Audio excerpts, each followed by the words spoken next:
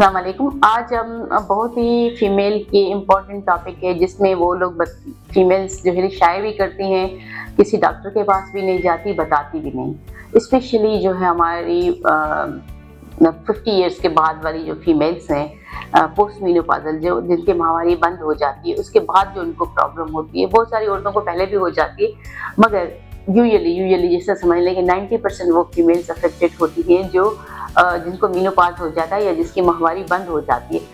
उनको होता है यूरिनरी लीकेज, ब्लैक। हर वक्त उनको एक शिकायत आ जाती है। किसी को ये शिकायत होती है कि भाई मुझे यूरिन इतना आ रहा है कि मैं कंट्रोल नहीं कर पा रही और बार बार वॉशरूम जा रही हूँ और वॉशरूम जाने से पहले ही लीक हो रहा है। दूसरा होता है कि भाई खांसी कर रही हूँ, कोई प्रेशर पड़ गया, कब्ज हो गई, उसके बाद से मेरा यूरिन लीक हो गया।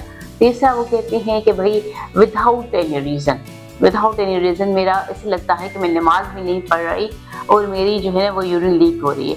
तो ये एक ऐसा इशू है जिसका इलाज है, मगर फीमेल बेचारी अपनी शाय की वजह से, ये हमारे जो माहौल है यहाँ का कि वो डॉक्टर्स तक नहीं जाती हैं, उनको बताती नहीं। और दूसरे इनकी सबसे इलाज में जो फ़ायदा इनको है कि ये दूसरे डॉक्टर्स के पास जो जाती हैं लोकली इधर उधर, वो उनको एंटीबायोटिक दे देते हैं।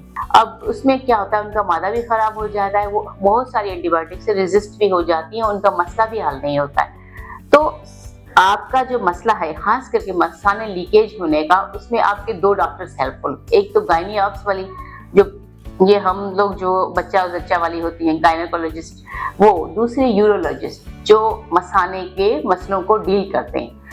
ये दो डॉक्टर्स हैं जो आपके इस प्रॉब्लम को समझते हैं और आप इनसे कंसर्न करें तो बहुत सारी मेडिसिन आए हैं जो लेने से आपका ये प्रॉब्लम सॉल्व हो सकता है। ऐसा नहीं कि ये प्रॉब्लम सॉल्व नहीं हो सकता, खास करके जो हमारी पोस्ट मेनोपॉजल फीमेल्स हैं। अब अगर मेडिसिन से कवर होता है, उसके बाद फिर एक्सरसाइजेस बताते हैं। एक्सरसाइज अगर किसी की थोड़ी सी बच्चेदानी नीचे आ गई है या बच्चे बहुत मुश्किल से पैदा हुए थे, तो उससे क्या होता है कि वो जो मसाने की पोजीशन है वो भी नीचे आ जाती है, या पकाने वाली जो रेक्टम है वो भी थोड़ा नीचे आता है, जिसकी वजह से उनको छोटे और बड़े पेशाब करने में मसले होते हैं।